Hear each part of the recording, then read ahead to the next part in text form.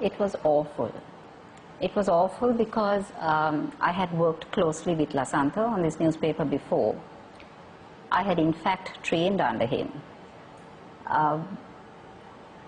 The day that Lasantha was killed was horrible.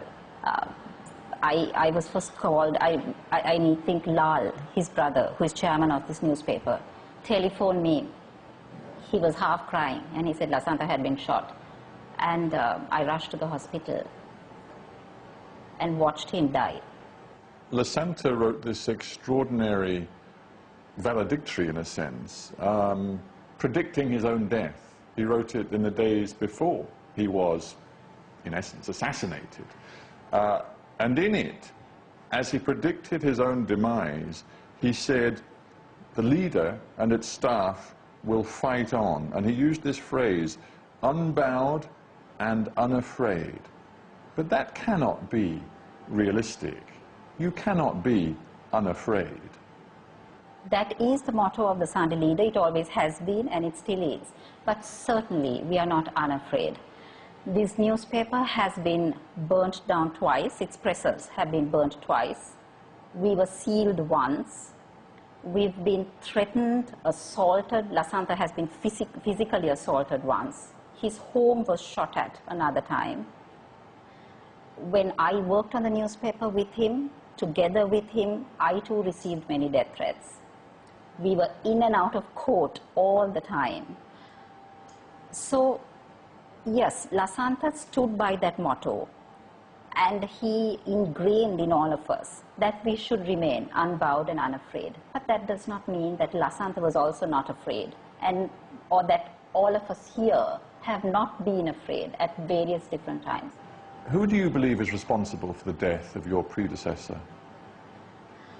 I believe it has to be someone or persons who are extremely close to the powers that be and to the president, which is why they continue to be shielded. Where's your proof? We actually have no proof, unfortunately. So why do you believe that? And is it fair to say that if you have not a shred of evidence? I say that because I cannot believe that our police can be this important that they have not been able to find a single clue leading up to who may have murdered Lasantha. That can only be if those persons, the perpetrators of that attack, are protected by the highest in this land. Do you think the Sri Lankan people are on your side? Our readers certainly are. We serve a certain niche market. It's an English newspaper, so we are certainly not as big as a Sinhala newspaper and reaching out to the majority in that context. Most Sri Lankans are more concerned right now with peace, security, and economic growth. Are you really sure that they would back your call for international action and pressure against Sri Lanka? They will not actively back our call. That is one of the biggest challenges this newspaper faces, the lack of action by civil society in that context. Why do you think that is? I have no idea. This level of apathy among Sri Lankans is something I myself cannot understand. Because as much as you say that yes, we have peace, economic growth and development to a certain extent, on the other hand, there is no freedom of expression, which is what this newspaper has consistently called for.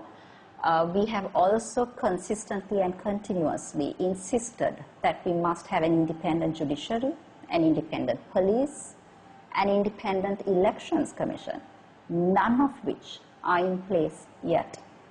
But whether these issues matter enough to the majority of Sri Lankans, I honestly don't think so. They obviously don't. If you believe that, and you believe, in essence, that the Sri Lankan people are really not particularly bothered to fight for the things you believe in, I come back to our opening conversation. Is it worth it for you to take the risks you've clearly decided to take, accept the dangers that appear to be real, for a cause which most Sri Lankans don't appear to share? I cannot give up that easily. I love my country. I'm proud to be Sri Lankan. I have every intention of continuing to live in this country. I'm a mother of 2. I want my children to continue living in Sri Lanka. And for that, towards that end, I think that I must do my little bit, however small it is, towards ensuring a better and freer society. Frederica Jantz, thank you very much for being on Hard Talk. Thank you, Stephen. It was great meeting you. Thank you very much.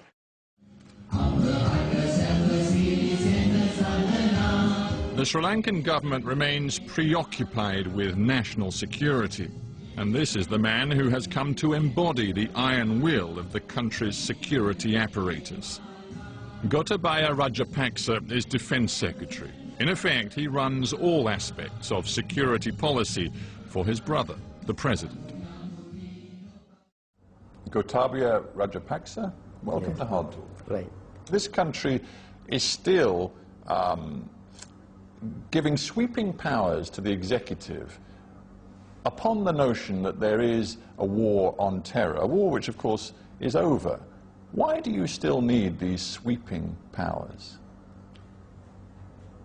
There are so many countries, even in America, that there are laws to protect the country, to prevent anything happening. So they are to prevent things happening. See, what we went through for 30 years, see, a person who had not gone through will not understand the sufferings, the deaths, the loss of life, loss of property. So we have to give priority number 1 to this. There is an authoritarian tendency in Sri Lanka. No. Is it justifiable, for example... No, see, this is very unfair to use these words. No, it's very unfair. We have a democratically elected president, a democratically elected government. But you don't, for example, have a free press, do you? I don't know why people are harping on these things. Well, I'll tell you why, because internationally there is great concern that journalists who write perhaps critical pieces about your government end up in serious trouble, and some of them end up dead, as you well know. These are LTT propaganda.